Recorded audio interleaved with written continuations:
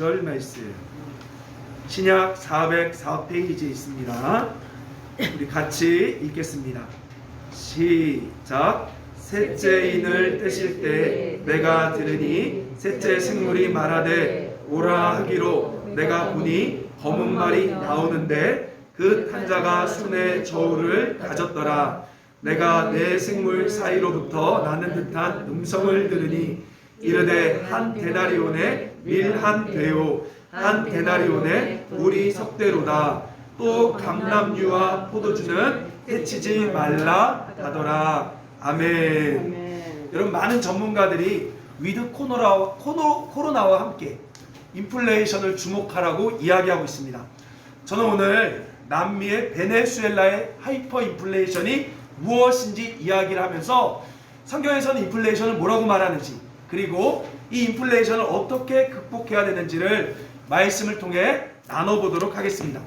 여러분, 최대 산유국인 베네수엘라는요 10년 전만 해도요 많은 나라가 꿈꾸는 복지국가, 선망의 대상이라고 합니다. 불과 10년 전만 해도요. 자, 그런데 지금은요 베네수엘라는 첫째, 치안의 부재. 뭐라고요? 치안의 부재. 그리고 두 번째는요 석유가 폭락하고 물가가 치솟아 하이퍼 인플레이션을 경험하는 아주 가난한 나라가 되었습니다. 자, 여러분 한번 보십시오. 2020년 몇 년이요? 2020년 기준으로 한 달에 버는 돈이 얼마냐? 15만 볼리바르래요. 15만 볼리바르. 이게 얼마냐? 한화로 따지면 2,400원. 한 달에 최저임금이 2,400원입니다. 자, 그런데 빵 하나가 4만 5천 볼리바르. 그러니까 한화로 800원. 그러면 한 달 벌어서 빵을 3개 살 수가 있어요. 무슨 말이라고요? 한 달 노동해서 하루 벌어서가 아니라 한 달을 일해야만 그 나라 돈으로 빵을 3개를 살 수가 있어요. 진짜 이거 2020년 기준입니다. 자, 말도 안 되죠. 자, 그래서요 볼리비아 지폐는요 지금 휴지 조각이 되어서 공예 용지로 쓰인대요. 사람들이 종이보다 지폐가 더 싸니까 공예 용지로 쓰이고요. 또 고가의 물건은요 지폐가 셀 수가 없어요. 그래서 지폐를 어떻게 하냐? 저울에 달아요. 그러니까 그람수로. 하도 지폐가 많으니까 그람수로 계산한답니다. 더 충격적인 거는요 여러분, 볼리비아가 아니죠, 볼리바르라고 해서 요 베네수엘라에서요 기름을 넣으면, 휘발유 기름을 넣으면요 돈 계산을 어떻게 하는지 아십니까? 너무 재밌는 게 이 나라는요 기름이 공짜예요. 그러면 어떻게 운영되느냐? 일하는 사람들 돈 받아야 되잖아요. 그래서 실제로 방송에서 보니까 그 한 현지 변호사가 휘발유 30리터를 주유하고 칫솔 하나를 줍니다.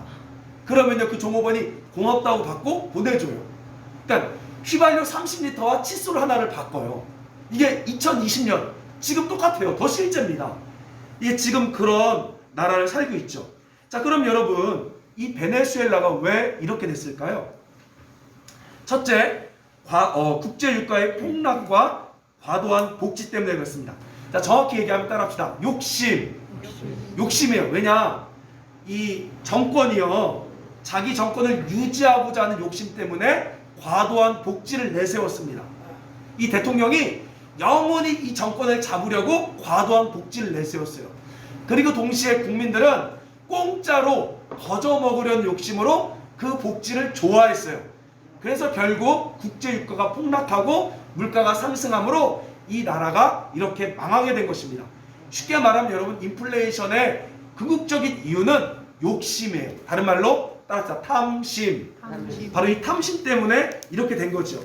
야고보서 1장 15절에도 보면 욕심이 잉태한 즉 몰라요? 죄를 낳고 죄가 장성한 즉 사망을 낳느니라 라고 말하고 있습니다. 그래서 저는 오늘 여러분들과 함께 성경에서 인플레이션을 어떻게 말하고 있는지 함께 말씀을 통해 살펴보겠습니다. 자, 먼저 요한계시록 어떤 책이죠?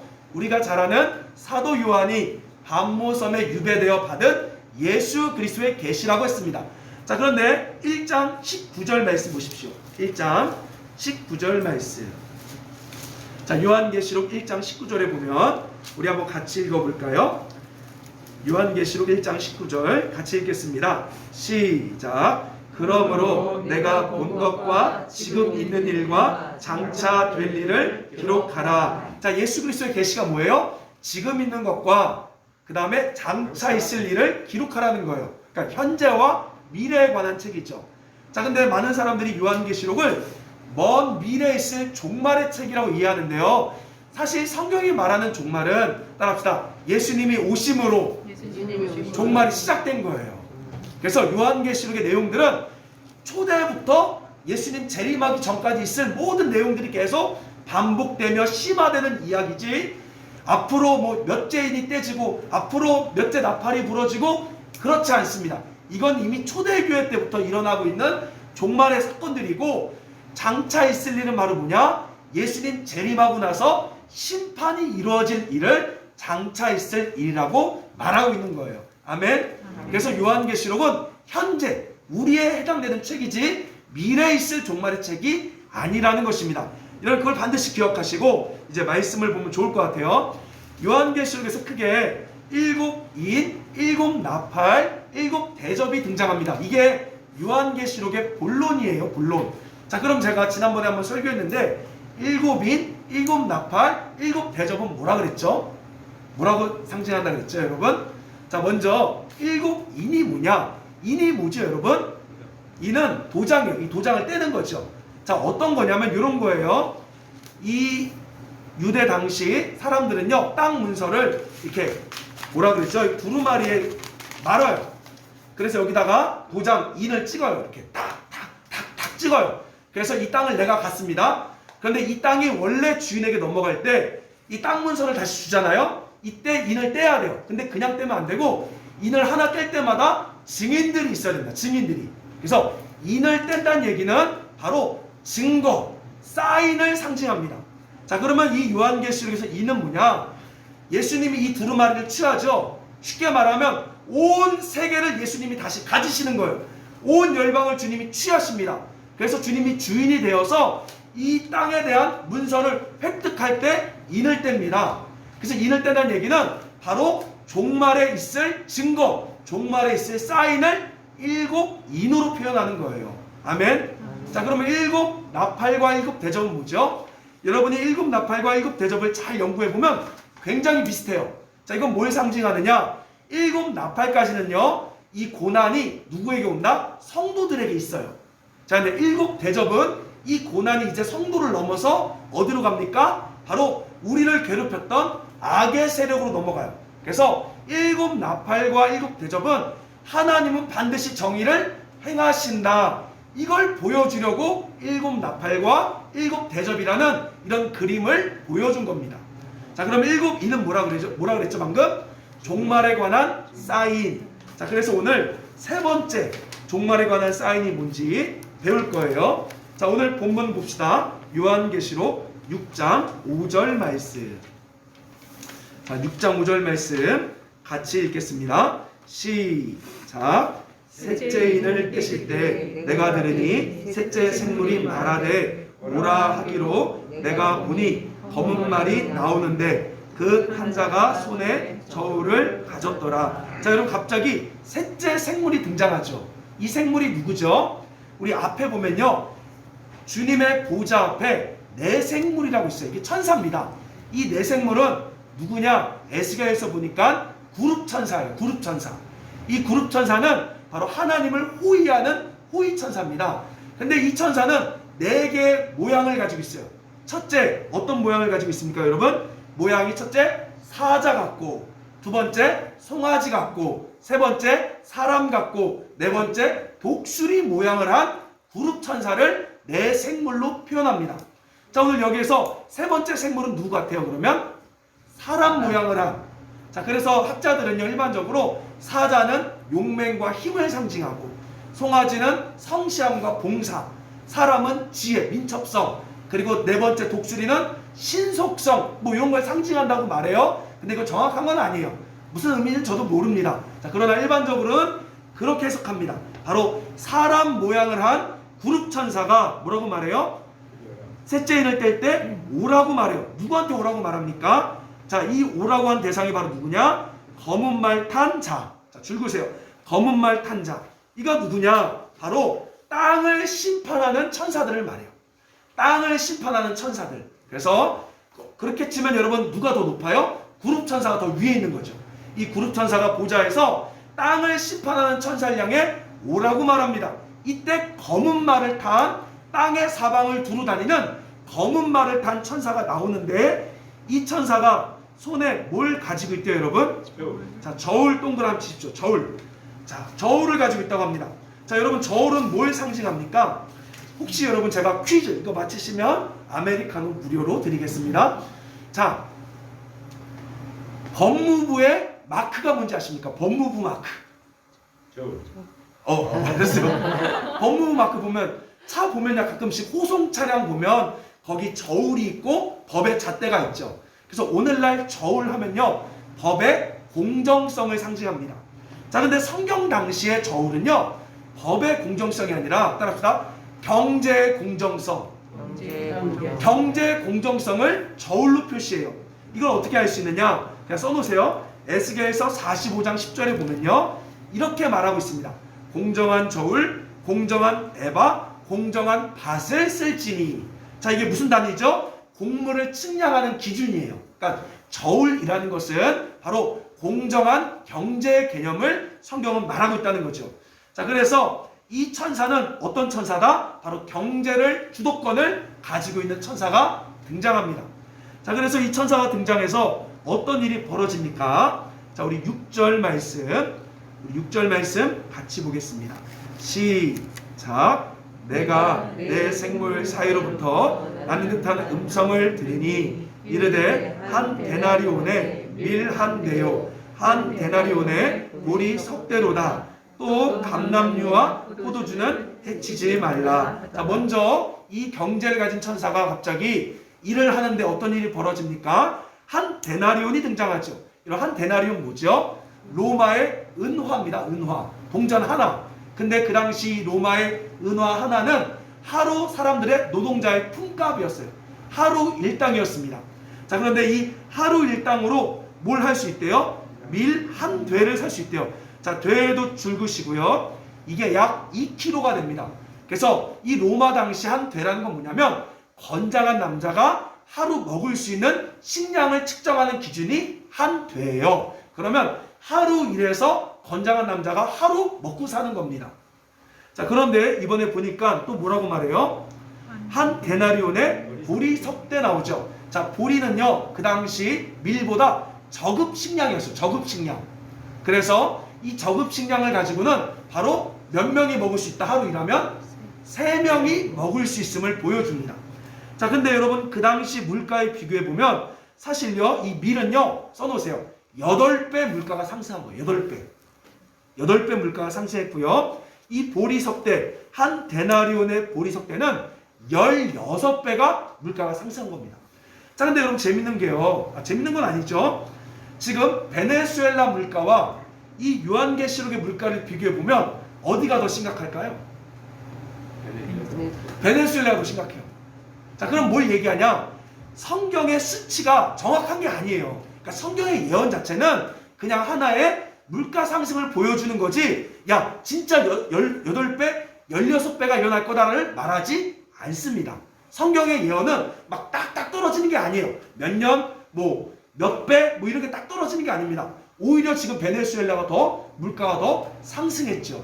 그래서 여러분 성경의 예언을 막 정확한 8배, 16배 이런 걸로 보면 안 됨을 우리가 알 수 있습니다. 자, 그런데요 이렇게 물가가 상승하는데 뭐가 나옵니까? 여기 보니까 감람류와 포도주는 건들지 말래요. 그래서 사람들이 이 또 감람류와 포도주가 뭘까 막 연구를 많이 해요. 그래서 요것만 잘 갖고 있으면 물가를 이길 수 있다라고 생각합니다. 그래서 많은 사람들이 막 영적으로 해석한다고 이 감람류는 성령이다. 또 포도주는 기쁨을 상징한다. 이렇게 얘기하는데 여러분 그거 틀렸어요. 지금 그걸 말하는 게 아닙니다. 일반적으로 여러분 감람류와 포도주는요 이스라엘에서 가장 중요한 식품이에요. 식품. 자, 그래서 감람류는 주로 어디다 쓰죠, 여러분? 병을 고치는데, 또한 몸에 향품으로도 쓰고요. 또 어디다 씁니까, 여러분? 감람류는 요리해 먹을 때도 써요. 자, 그리고 포도주는 어떨 때 써요, 여러분? 음료로도 쓰고 또한 잔치할 때도 쓰는 아주 귀한 음식으로 쓰죠. 자, 이건 뭘 얘기하냐면요 바로 부분적인 인플레이션을 얘기하는 거예요. 그러니까 이 감남유와 포도주가 정확히 뭔지를 찾는 것이 아니라 인플레이션이 일어나되 그래도 일상 가운데 인플레이션이 아닌 물품도 있음을 보여줍니다. 자, 그래서 따라합시다. 부익부, 빈익빈, 이걸 보여주는 거예요. 인플레이션이 있다고 해서 다 어려운 게 아니라 부자는 그래도 이런 혜택을 받는 것들이 있어서 잘 살게 될 것이고 못 사는 사람들은 계속해서 못 살게 될 것임을 성경은 보여줍니다. 그래서 우리가 감남유와 포도주가 뭔지를 집중하는 것이 아니라 그러한 사건들이 벌어지는구나. 자, 여러분, 베네수엘라 안에서도요 네칠이라는 동네가 있어요. 네칠이. 이름이 네칠이에요. 여기 가보면요 지금 깜짝 놀란 게요 자가용 비행기가 있습니다. 그리고요 거기가 또 이 바닷가 같은 강이 있는 수도예요. 그래서 요트가 있어요. 그래서 그 영상이 나와요. 요트가 있고요 대저택이 살고 있어요. 여러분, 수많이 이 베네수엘라에서 한 달 벌어서 빵도 3개도 못 사 먹는 사람들이 있는 반면 자가용 비행기가 있고 요트가 있고 대저택에 사는 동네가 있다는 거죠. 이 사람들은요 행복해요. 행복하대요. 왜요? 이 사람들은 달러를 보니까 자기네 10달러만 가지고도 막 여기 있는 걸 막 다 살 수가 있는 거예요. 참 말도 안 되는 거죠. 바로 한 나라에 한 태양 아래 굶어 죽는 사람이 있는 반면 완전 떵떵거리고 누리는 사람들이 있는 거죠. 이게 바로 요한계시록에서 등장하고 있는 인플레이션 예언입니다. 자, 그런데 이거는요 여러분 예수님도 말했어요. 우리 한번 누가복음 21장 누가복음 21장 10절 자 10절부터 한번 읽어볼게요.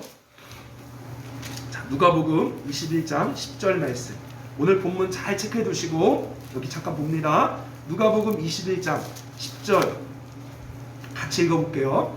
시작. 또 이르시되 민족이 민족을 나라가 나라를 대적하여 일어나겠고 11절 곳곳에 큰 지진과 기근과 전염병이 있겠고 또 무서운 일과 하늘로부터 큰 징조들이 있으리라. 자, 여기 굵으시고요. 이게 요한계시록 7인이에요. 예수님도 이렇게 말한 거예요. 그래서 말세의 사인 중 하나가 뭐다? 첫째, 전쟁이다. 두 번째 뭐라고요? 지진. 그리고 오늘 인플레이션 뭐예요, 여러분? 기근이죠. 그리고 뭐가 있어요? 전염병. 지금 있는 전염병들도 하나의 그냥 말세의 사인 중 하나인 거예요. 자, 그리고 또 뭐가 나옵니까, 여러분? 무서운 일과 또 하늘로부터 큰 징조들. 그래서 막 모르겠어요. 막 행성이 충돌할 수도 있고 모르겠어요, 저는. 근데 성경에서 그렇게 이미 벌써 예수님도 예언하고 있죠. 자, 근데 여러분 알아야 될 사실이 뭐냐면 이것이 끝이 아니라는 거예요. 예수님 말합니다. 이러한 일이 있다고 종말이 바로 된 게 아니다. 이건 하나의 종말이 일어날 사인일 뿐이다 라고 주님이 벌써 이미 예언했다는 거죠. 자, 그러면 우리 이렇게 생각할 수 있습니다. 목사님, 그러면 인플레이션 때 우리도 베네수엘라 네치리 같은 사람들 되면 되잖아요. 부자가 되면 인플레이션 경험 안 할 수 있잖아요 라고 생각할 수 있죠. 맞죠? 안 그래요? 이 재앙을 피할 수 있는 방법은 부자가 되면 되잖아요. 그렇죠? 근데 여러분 참 재밌는 게 우리 요한계시록 6장에 보면요 6장 15절 보세요. 6장 15절 6장 15절 말씀 자, 보십시오. 같이 읽겠습니다. 시작. 땅의 임금들과 왕족들과 장군들과 부자들과 강한 자들과 모든 종과 자유인이 불과 산들의 바위 틈에 숨어. 자, 뭐라고요? 바로 재앙에 피해갔던 사람들, 이런 사람들을 위한 또 심판이 있다는 거예요. 그래서 이 부자들이 다 지금 굴에 숨어서 말하고 있죠. 17절 뭐라고 말해요? 진노의 큰 날이 이르렀으니 누가 살 수 있겠느냐. 쉽게 말하면 네칠이 살고 있는 사람들도 또 다른 재앙을 경험하게 된다는 겁니다. 그래서 요한계시록 6장의 결론은 이래요. 말세에 이렇게 힘든 일들이 많이 벌어지는데 이렇게 힘든 일들 벌어질 때 누가 살 수 있습니까? 어떻게 살 수 있습니까? 라고 질문합니다. 그거에 대한 대답이 바로 요한계시록 7장 따라합시다. 이마에 인을 맞은 자. 바로 이마에 인을 맞은 자는 이 재앙들 속에서 살아남음을 성경은 이야기하고 있어요. 자, 여러분 이마에 인을 맞는 게 뭐죠? 이마에 인 맞는 게 뭐예요? 자, 뭐라고 말했습니까, 여러분? 이마에 인을 맞는다는 것은 바로 소유권을 말하죠. 그래서 고대에서 자기 동물을 어떻게 해요? 도장 찍는 거예요. 도장. 내 거다. 자, 쉽게 말하면 우리가 하나님의 소유가 돼야 돼요. 다른 말로 따라합시다. 주님이 우리의 진짜 주인이 되어야 합니다. 그런 사람들은 이 재앙을 이길 수 있다는 겁니다. 자, 그러면 여러분 제가 이제 오늘 제대로 한번 얘기해 볼게요. 어떻게 해야 주님이 우리의 주인 될 수 있습니까? 많은 사람들이 주님 하지만 진짜 주님이 나의 주인 될 수 있는 방법 바로 뭘까요? 어떻게 해야 주님을 따라갈 수 있을까요? 어떻게 해야 주님을 섬길 수 있을까요? 성경에서 말하고 있어요. 뭐라고 말하냐? 갈라디아서 5장 24절에 보면 그냥 찾지 마세요. 하나님의 사람들은, 예수의 사람들은 따라합시다. 정욕과 탐심을 십자가에 못 박았느니라. 자, 이 두 가지를 못 박는 자들이 주님을 주님으로 섬기는 거예요. 그래서 정욕은 다음에 얘기할 거고요. 오늘은 바로 탐심을 물리쳐라. 탐심을 물리쳐야지만 하나님이 여러분의 하나님 될 수 있습니다. 아멘. 아무리 여러분이 교회 열심히 다녀도 여전히 탐심이 있으면 주님이 여러분의 주인 될 수 없다는 거죠. 그래서 예수님 뭐라고 말하냐? 모든 탐심을 물리쳐라. 사람의 생명이 그 소유에 넉넉한 데 있지 않다. 예수님 우리에게 계속해서 탐심을 물리치라고 재정 이야기를 하신 거예요. 자, 여러분 탐심이 뭡니까? 탐심. 자, 무엇인가 더 가지거나 더 차지하고 싶은 마음이에요. 여러분 이게 나쁜 건가요? 제가 한번 물어볼게요. 자, 기독교는 무소유다. 자, 맞다 틀리다. 자, 맞다고 생각한 사람 오른손. 자, 하나 둘 셋. 없어요? 기독교는 무소유다. 맞을까요? 틀릴까요? 아니에요? 그럼 기독교는 소유 많이 하는 거다. 뭘까요? 자, 제가 이거 보니까요. 사도 바울이 이런 말 했어요. 너희가 입을 것과 먹을 것이 있으면 족한 줄로 알라. 그래서 우리가 가져야 될 최소의 것은 소유해야 돼요. 그래서 집은 한 채 당연히 갖고 있어야죠. 집 한 채, 또 먹을 수 있는 것, 입을 수 있는 것은 당연한 거예요. 그런데 성경에서는 그 기준을 충족하고 나면 그 이상은 따라서 소유가 아닌 청지기의 개념, 이렇게 바뀌어야 돼요. 그러니까 우리는 소유의 개념이 아닌 아주 기본적인 건 갖고 있대. 기본적인 것 그 이상은 바로 청지기의 개념으로 살아야 된다는 것이죠. 자, 그래서 바로 나를 위해 재정을 쓰는 것이 아니라 하나님에 대해서 부유한 자가 되라고 말합니다. 이 이야기는 바로 하나님의 뜻대로 재정을 사용하며 가난한 자를 구제하는 것이 바로 청지기의 삶임을 우리 가운데 알려주고 있습니다. 자, 근데 여러분 재밌는 게요. 한번 보십시오. 내가 가지고 있는 재정을 내가 계산해서 내가 쓰려고 하면요. 내가 가지고 있는 범위 안에서밖에 쓸 수가 없어요. 자, 그런데 하나님의 청지기 안에서 쓰기 시작하면요. 제한이 사라집니다. 자, 무슨 말 이해되세요? 돈을 쓰는 제한이 사라져요. 자, 제가 이제 쉽게 얘기해 줄게요. 우리가 동두천에서 지금 우리가 6개월 됐어요. 벌써 4월부터 나눴죠. 4월부터 10월까지 6개월간 현금으로 구입한 돈만, 그러니까 물건 말고 현금으로 진짜 써서 구입한 돈만, 이렇게 오병이어로 보낸 돈만 지금 1,300만 원이 넘었어요. 자, 그렇게 치면 우리 한 주에 교회에서 그냥 정직하게 내가 계산 봤을 때 50에서 60만 원 헌금이 들어옵니다. 자, 그럼 여러분 50, 60이 내 교회 재정이라고 생각해서 요걸로 먹고 살겠다 하면 우리 생활비, 한 주 생활비 떼고 카페 운영비 떼고 하면 끝이에요. 아무것도 못해요. 근데 그것이 아니라 이것은 그냥 하나님의 재정이고 하나님이 우리에게 맡겼다. 그래서 이 재정을 하나님 뜻대로 사용한다고 생각하면 하나님 어떻게 했냐면 생활비를 떼기 전에도 먼저 돈이 들어오면 오병이어로 먼저 보내요. 자, 그래서 나누고 나니까 신기한 거는 1,300만 원을 나누고도 카페는 운영되고 우리의 생활비는 생활이 되고 또 선교비도 되고. 여러분 이번 달만요 400만 원 썼어요. 그러니까 400만 원 오병이어와 선교비를 보냈습니다. 오병이어를 250, 장학금까지 260, 볼리비아 성경 번역 100만 원 보냈고요. 그 다음에 우리가 후원하고 있는 선교사님들한테 해서 400 이상을 보낸 거예요. 그러니까 내가 가진 5, 60이 내 거다라고 생각해서 그 안에서 선을 그으면 그거밖에 못 써요. 근데 이것이 내 소유가 아니라 청지기의 개념이다. 그래서 필요한 곳에 먼저 쓰겠다 하면요 하나님의 선으로 바뀌어집니다. 쉽게 얘기하면 저 이렇게 해요. 여러분 제가 재정 관리하는 방법 알려드릴게요. 여러분이 최소한 필요한 건 딱 떼세요. 그건 여러분 거예요. 자, 그리고 나서 어떤 일이 있냐면 이런 거예요. 오늘 선교비를 보내야 되는 날이에요. 근데 3일 뒤에는 이게 월말이니까 카페 월세를 내야 돼. 자, 근데 선교비를 먼저 보내면 월세를 못 내요. 근데 저는요 오늘 중요한 걸 먼저 해요. 성교비를 먼저 보내요. 진짜로. 처음엔 못했어요. 근데 지금은 상관이 없어요. 왜냐면 그 날 정확히 주시면 되거든요. 그게 믿어지기 시작한 거예요, 이제. 처음엔 저도 막 쫄려고 막 죽겠다. 근데 하나님 너무 재밌는 게 여기 카페 아마 이명희 씨는 알 거예요. 우리 11월 마지막 하루 전에 하나님이 월세 주신 거. 그때까지 쫄려. 근데 생각해보니까 쫄릴 필요가 없어, 이제는. 왜? 정확한 타임에만 주면 되는 건데 우린 그게 안 될까 두려워서 미리 벌써 땡겨서 선을 다 거둬요. 근데 여러분 진짜 중요한 건 뭐냐? 오늘 가장 필요한 것을 여러분 먼저 쓰면요, 하나님 앞에 오늘 필요한 걸 가장 먼저 쓰면 하나님의 선으로 바뀌어요. 아멘. 아멘. 아멘. 여러분 그 비밀을 배우셔야 합니다. 재정관리 그렇게 하셔야 돼요. 일반적으로 딱 벌써 계산해. 한 달 거 다 계산해서 요거 떼고 요거 떼면 없어요. 불가능해. 아무것도 못해. 아무것도 안 돼요. 그렇게 되면. 왜냐? 주님 뭐라고 말했냐? 너가 쌓아둬도 오늘 너가 죽는 날인지 넌 모른다. 그 어리석은 사람이란 거. 너는 타임을 모른다는 거. 네가 아무리 많이 가지고 때로 아무리 없어도 너는 타임을 모른다는 거예요. 주님은 타임을 알아요. 아멘? 아멘. 타이밍을 주님께 맡기는 거예요. 그래서 소유의 개념이 아닌 청지기의 개념으로 여러분 사는 훈련하셔야 합니다.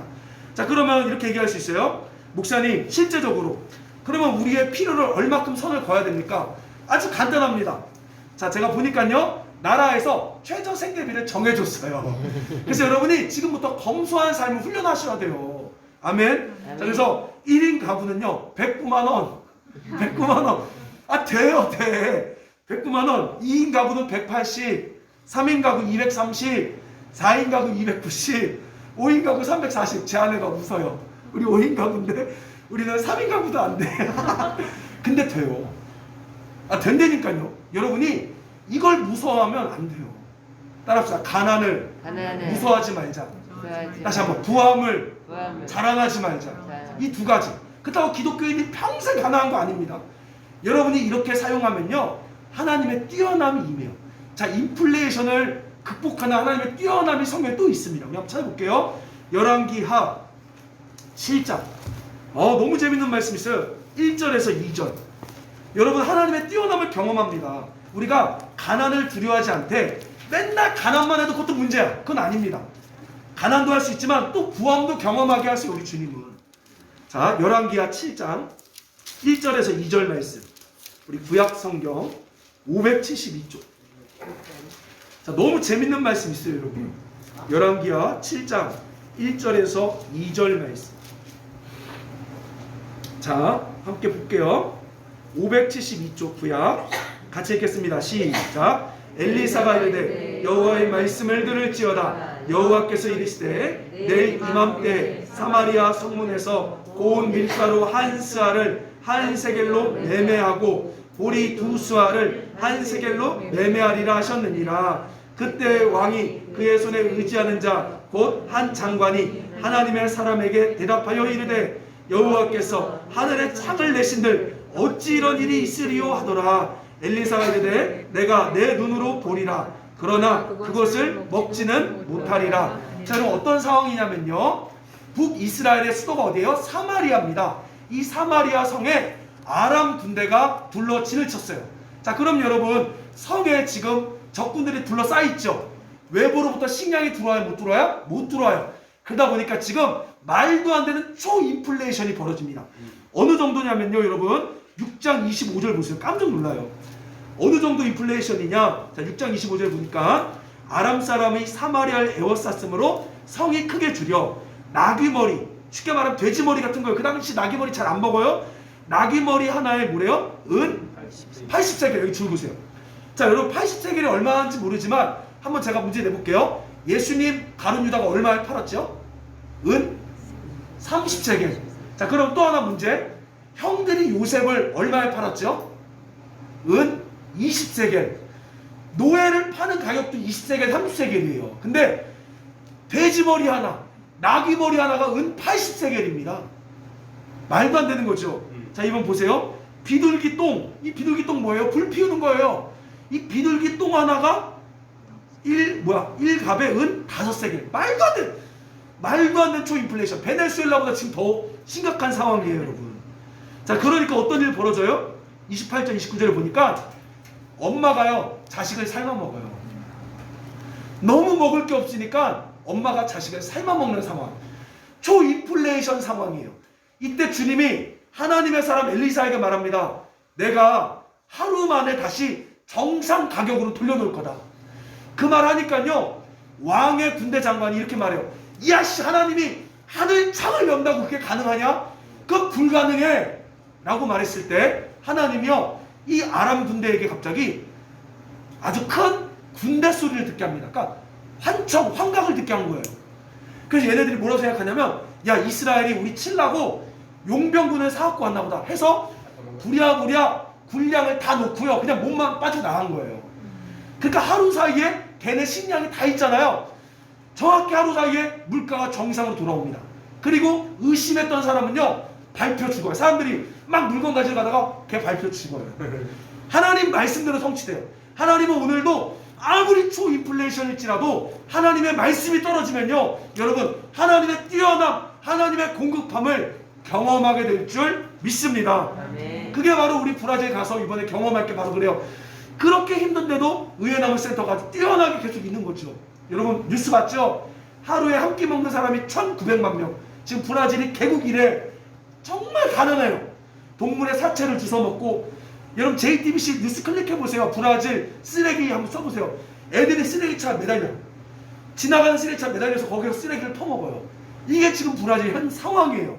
이럴 때도 하나님의 말씀만 있으면 풍성한 나눔이 될 줄 믿습니다. 아멘. 하나님 그걸 보여주는 거예요. 하나님의 말씀이 있는 사람들은 여러분 살 수 있는 거예요. 자, 그런데요 여러분, 제가 진짜 얘기하고 싶은 건요, 아모스 8장 11절. 우리 마지막 요거 하나만 찾고 제가 하나 이야기하고 이제 우리 기도합시다. 아모스 8장 11절에 이런 말을 해요. 자, 아모스 8장 11절. 자, 아모스 8장 11절. 찾기 좀 어렵죠? 자, 우리 1282쪽. 아모스 8장 11절. 아모스 8장 11절. 1절. 네, 아모스 8장 11절. 1282쪽. 우리 한번 같이 읽어볼게요. 시작. 주 여호와의 말씀이니라. 오라 날이 이를지라 내가 기근을 땅에 보내리니 양식이 없어 주림이 아니며 물이 없어 가람이 아니요 여호와의 말씀을 듣지 못한 기갈이라. 여러분 사실 진짜 인플레이션은요 하나님의 말씀이라는 거예요. 마지막 때 먹고 살기 힘들어서가 아니라 하나님의 말씀이 안 들러 사람들이 우울증에 걸리고 쓰러져 죽는 일들이 벌어질 것이라고 여기 나옵니다. 12절에 보면 바다 이 끝 저 끝에서 하나님 말씀 좀 듣고 싶어서 목말라 죽는다는 거예요. 영원히 죽어요. 마지막 때 진짜 인플레이션은 하나님의 말씀의 인플레이션입니다. 자, 여러분 브라질에 지난주에 있었던 일이에요. 이준 목사님 이런 얘기합니다. 어떤 일이 있었냐면요, 지금 우리 브라질 팀장인 사무엘 칼라 부부예요. 사무엘 칼라 이 목사님이요, 이 상파울루에서 우리나라로 치면 한 부산 거리, 근데 브라질이 너무 크다 보니까 그거 가까워요. 아마존은요 여러분 한 며칠 가야 돼. 그만큼 커요 브라질 땅이. 상파울루에서 이 리우까지 가요. 트럭을 몰고 음식을 나눠주러. 근데 리우는요 여러분 진짜 바주카포가 있대요. 그 입구 앞에. 그만큼 위험한 깽마을 갑니다. 그래서 막 기도하면서 가요. 하나님 누구한테 가야 됩니까? 말씀해 주세요. 갈 데가 없으니까 어디 가야 될지 모르니까 말씀해 주셔야 하는데 하나님 갑자기 한 마트 가라는 말씀을 주신 거예요. 그래서 마트에 딱 들어갔습니다. 들어가서 어떻게 할까요 하는데 마트 캐셔 여 종업원한테 복음을 증거하라는 말씀을 주신 거예요. 그래서 이 두 부부가 이 마트 캐셔를 잠깐 불러서 복음을 증거하니까 이 여자가 정말 울면서 예수님을 영접했대요. 자, 그리고 나서 기도합니다. 하나님 어디로 갈까요? 막 기도하는데 그 마트에서 한 20분 떨어진 마을로 차를 끌고 간 거예요. 가서 거기서도 막 기도하는데 한 남자와 그 아빠와 애들을 만난 겁니다. 근데 이 사람들이 호의적이에요. 그래서 우리 집으로 오라고 해서 이 목사님 부부를 부른 거예요. 불러서 이렇게 얘기해요. 나는 예수를 믿는데 제 아내는 예수를 믿지 않아요. 근데 이런 신앙적 차이 때문에 우리 부부가 이혼하려고 합니다. 우리 가정의 회복을 위해 기도해 주세요 라고 기도 부탁을 한 거예요. 그래서 사무엘 칼라 목사님 두 부부가 이 가정의 회복을 위해 막 기도합니다. 그래서 막 울면서 기도했어요. 그러더니만 이 남편이요, 제 아내 사진 보세요 하고 사진을 갖고 오는데 누구냐? 마트에서 손댔던 사람. 아, 캐시요? 캐셔! 여러분 이거 뭐 지어내도 어떻게 이걸 지어내? 이게 지난주에 있었던 일이에요. 하나님 말씀하니까 그런 일이 벌어지는 거예요. 그래서 이준 목사님 브라질 오라는 거, 여기에서 그냥 뭔가 똥물에서 놀지 말고, 그러니까 말씀이 안 들려 그냥 이것저것 방황하지 말고 하나님의 사로잡힘을 너가 경험해보라. 우리한테 그 얘기를 하는 거. 그래서 와라는 거예요. 우리가 브라질 가서 뭐 할 수 있는 게 아니라 지금도 말씀하시는 그 하나님을 너희가 한번 경험해봐서 방탕하게 살지 말고 하나님께 이끌려 살라라는 그 얘기를 하는 거죠. 여기 막 신났어요. 이 부부가 막 차 끌고 가면요, 진짜로. 근데 어떤 일도 있었냐면요, 뭐 유리창이 와자작 깨지는, 막 깨져서 그런 영적 공격도 있어요. 근데 하나님께서 이런 일들을 막 일으키시는 거예요. 여러분, 오늘날 가장 힘든 거는요, 돈이 없어 죽임이 아니라 하나님 말씀을 듣지 못한 기간이 온다는 거. 말씀에 인플레이션이 와요. 그래서 너무 안 들려. 그 말씀이 너무 안 들려. 더 큰 고통을 우리가 받게 될 거라는 거죠. 오늘 이 말씀 기억하면서 결정하셔야 돼요. 어떻게 결정하느냐? 고백합시다. 따라하겠습니다. 탐심을 버리고 가난을 두려워하지 않겠습니다. 부함을 자랑하지 않겠습니다.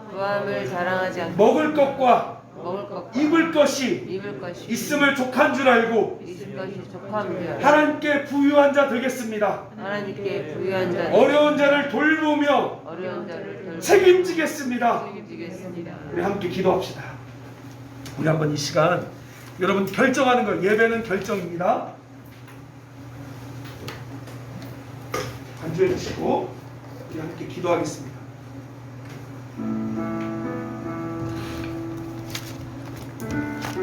우리 주님 앞에, 하나님, 가난을 두려워하지 않겠습니다. 또한 부함을 좋아하거나 자랑하지 않겠습니다. 하나님, 내가 가진 기본적인 건 내가 갖고 나머지 모든 것은 소유의 개념이 아닌 청지기의 개념으로서 그렇게 쓰겠습니다. 우리를 통하여 오병이어의 기적이 날마다 일어나게 하소서. 또한 하나님, 진짜 말씀에 목말라요. 진짜 말씀에 목말릅니다. 우리도 브라질에서 경험하는 그런 역사들이 오늘 이루어지게 하여 주옵소서. 우리 한번 다 같이 여러분 눈 감으시고 편하게 두 손 드시고 여러분 의지를 들여 이제 탐심을 버리고 가난을 두려워하거나 부함을 좋아하고 자랑하지 않고 청지기로 살겠습니다. 우리 한번 다 같이 기도하겠습니다. 함께 기도하겠습니다. 사랑의 하나님 아버지, 감사합니다. 하나님, 가난을 무서워하지 않겠습니다.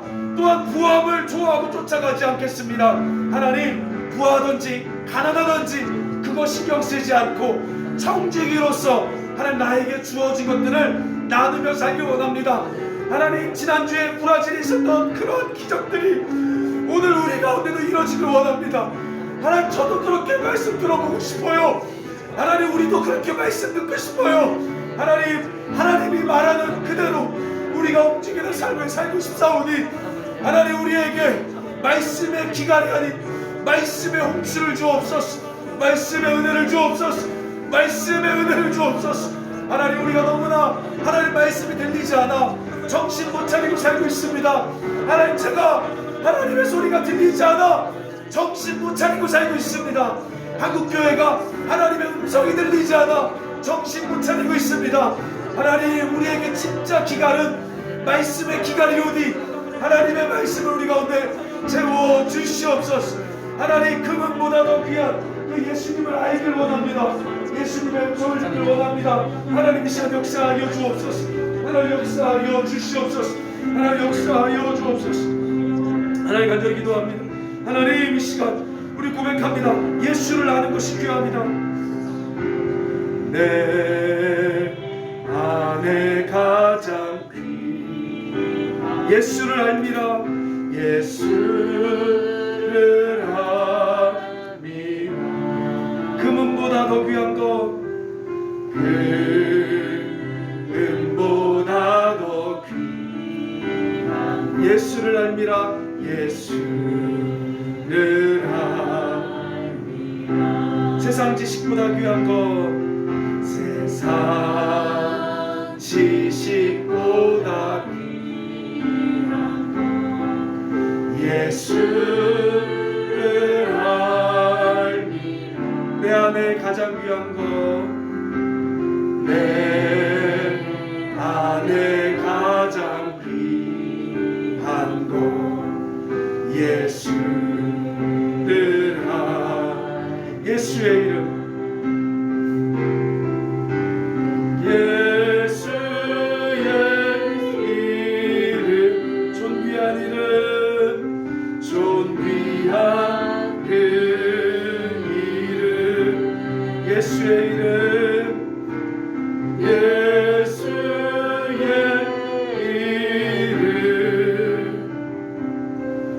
능력의 그. 우리 한번 주변 정리합시다. 주변 정리했으면 좋겠어요. 제가 보니까요, 주변에 뭐 강남에 사는 사람들은 제가 만나봤을 때 자기가 많이 가진 줄 몰라요. 왜냐하면 계속해서 주변에서 부자들만 만나니까 평생 많이 가져도 가진 줄 모르더라고요. 여러분, 자꾸 주변에 그런 똥물 속에 뒹굴르면요 재미없어요. 공고해요. 맨날 명품 사는 사람, 맨날 잘 사는 사람, 맨날 돈 얘기하는 사람, 그런 사람 만나면 여러분 똥물 속에 뒹굴러요. 하나님, 주변 정리하겠습니다. 그런 사람 아니라 말씀 듣는 사람들 만나겠습니다. 하나님 말씀 듣는 사람들, 믿음의 사람들, 정직으로 사는 사람들, 그런 사람들 만나고 싶어요. 하나님 믿음의 이야기 듣고 싶어요. 하나님 이 시간 우리가 주변을 정리하며 믿음의 용사들, 믿음의 사람들을 붙여 주옵소서. 우리 간절한 마음을 한 번 더 기도합니다. 함께 기도하겠습니다. 사랑의 하나님 아버지, 우리 주변에 하나님 쓸데없이 탐심을 부추기는, 쓸데없이 탐욕을 부추기는 하나님 그런 사람들을 정리하길 원합니다. 하나님, 또한 우리가 믿음의 사람들, 성령의 사람들, 말씀을 듣는 사람들, 그런 사람들 더 만나 도전받길 원합니다. 하나님, 저에게 좋은 믿음의 사람들 만날 수 있는 길들을 열어 주시옵소서. 하나님, 정말로 우리의 욕망을 부추기는 사기꾼들 떠나가게 하여 주시고, 주변 정리하게 하여 주시고, 끊게 하여 주시고, 믿음의 사람들 만날 수 있도록 하나님 도와주옵소서. 우리 브라질 선교회에 기도합시다. 하나님, 정말 이 어려운 시국에 뜻이 있게 우리를 보내줄 압니다. 하나님, 브라질 담대하게 갔다 올 수 있도록 기름 부어주시며 하나님의 뜻이 우리 브라질 가운데 이루어지게 하여 주시옵소서. 하나님, 역사하여 주시옵소서.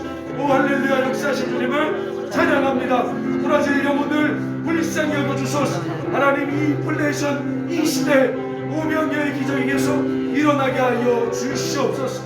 하나님, 영상으로 예배하는 자들 성령의 기름 부어주시며 동일한 은혜를 부어주시옵소서. 동일한 은혜를 부어주시옵소서. 오 할렐루야, 하나님 감사합니다. 오 하나님 감사합니다. 사랑의 하나님 감사합니다. 마지막 때 하나님, 요동하지 않고 이마에 인을 맞아 어린 양이 어디로 인도하든지 따라가므로 이 진노의 날에 승리하게 하여 주시옵소서. 두려움이 아니라 기쁨의 날, 기쁨의 잔치가 되게 하여 주시옵소서. 우리 성도들에게 기름 부어 주시옵소서. 감사드리며 예수님의 이름으로 기도드립니다. 아멘. 주 예수 그리스도의 은혜와 하나님 아버지의 사랑과 성령의 교통하심이 이마에 인을 맞고 탐심과 정욕을 십자가에 못 박기로 다짐하는 의의 나무 위에, 또한 우리가 앞으로 갈 브라질 위에 이제부터 영원토록 함께 있을지어다. 아멘.